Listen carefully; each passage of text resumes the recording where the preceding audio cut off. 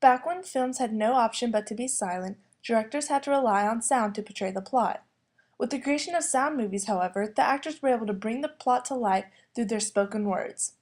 Whereas most movies recently have relied on dialogue to tell a story, Stanley Kubrick brilliantly uses sound techniques to tell the story of evolution with minimal dialogue in his film 2001: A Space Odyssey.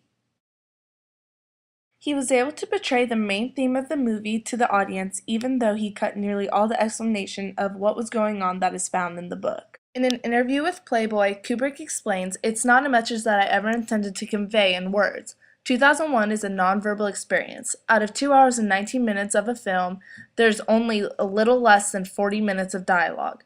I tried to create a visual experience, one that bypasses verbalized pigeonholing and directly penetrates the subconscious with an emotional and philosophical content. To convolute McLuhan, in 2001, the message is the medium. I intended the film to be an intensely subjective experience that reaches the viewer at an inner level of consciousness." According to Looking at Movies 4th edition, there are two categories of sound: diegetic and non-diegetic. Diegetic sound is sound that originates from a source inside the world of the film. Non-diegetic sound is sound that originates from a source outside of the world of the film. Kubrick uses both in order to bring the film to life. One form of diegetic sound that Kubrick uses is dialogue, or a lip-synchronous speech of characters who have either visible on-screen or speaking off-screen. Though he does not use much dialogue, the words that are used are very important to the plot. Look, Dave. Let's say we put the unit back and it doesn't fail. Huh? That would pretty well wrap it up as far as Hal was concerned, wouldn't it? Well, we'd be in very serious trouble. We would, wouldn't we? Ambient sound, sound that comes from the ambience or background of the setting or environment being filmed, is also present in the film. Ambient sounds create better flow from shot to shot and make the scene more realistic, though many people do not notice them. This mission is too important for me to allow you to jeopardize it. I don't know what you're talking about, Hal. I know that you and Frank were planning to disconnect me, and I'm afraid that's something I cannot allow to happen.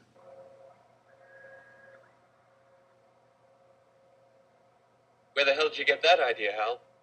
One of the non-diegetic sound elements that Kubrick uses is the soundtrack, a separate recording tape occupied by one specific sound recorded for a movie. Though none of the characters can hear the music, the addition creates a feeling of joy or suspense within the audience, depending on the soundtrack.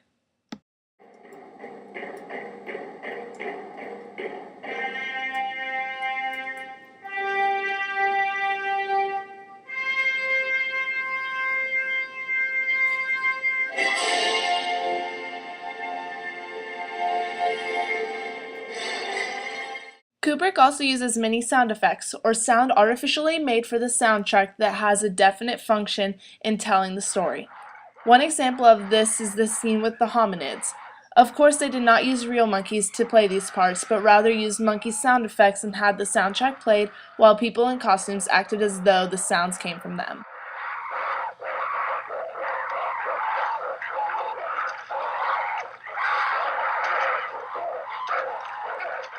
A movie that can be compared to 2001: A Space Odyssey is 2010, both which had the help of Arthur C. Clarke in the screenplay.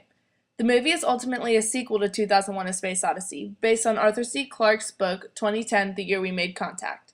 The sequel looks into the reasons as to why the first mission failed, and hopes to finish what was started. Though 2010 included much more dialogue, much of the sound styles remained true to the first movie. Stanley Kubrick was born in New York, where his father taught him the strategic game of chess. Though it doesn't sound like much, this actually influenced his artistic motive in future films. Later, when his father gave him a camera, Kubrick fell in love with photography, which he eventually led to getting a job as an apprentice photographer. Then, throughout the years, he was exposed to filmmaking, which he took to very easily. Despite a few troubles he met during his producing years, he is still considered one of the most genius directors of all time.